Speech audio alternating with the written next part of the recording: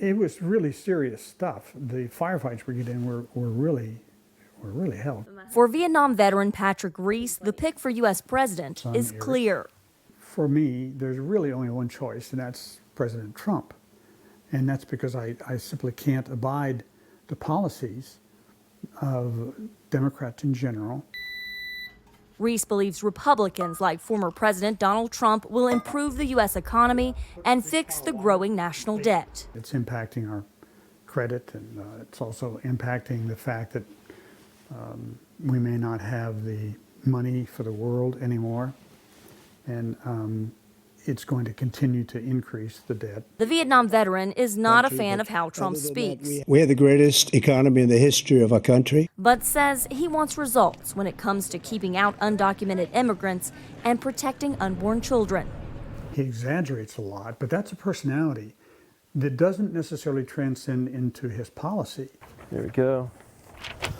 And we are recommending on this issue right here, you vote yes. Joe Plensler, who fought in Afghanistan and Iraq, is volunteering for the Harris campaign after hearing criticism from military leaders who served as top Trump advisors. Trump's first defense secretary, Jim Mattis, in 2020 slammed Trump's lack of, quote, mature leadership. He called Trump the first president in my lifetime who does not try to unite the American people, and said Americans could unite without him. Mattis was Plensler's commanding general in the early 2000s. Learned a lot from him, a lot of respect for him.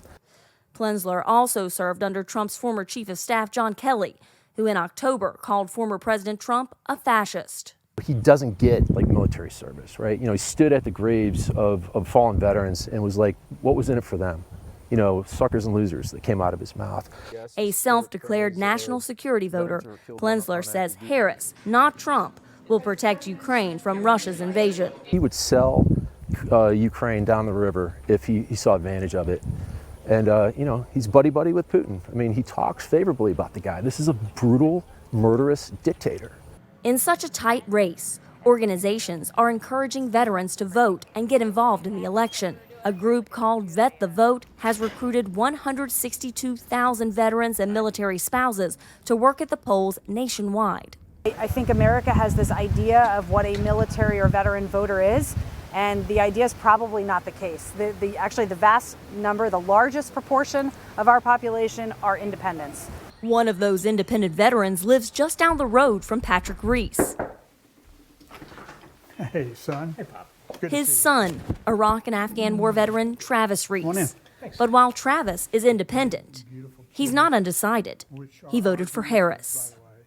I don't know that I'm happy with my choice, but I'm at a framing where, like, which one will cause, or which one will be least likely to cause a constitutional crisis. A choice both Reeses say they are not going to talk about around the dinner table.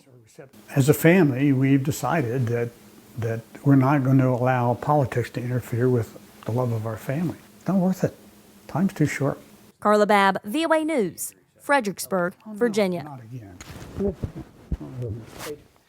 Bye, guys. We'll see you.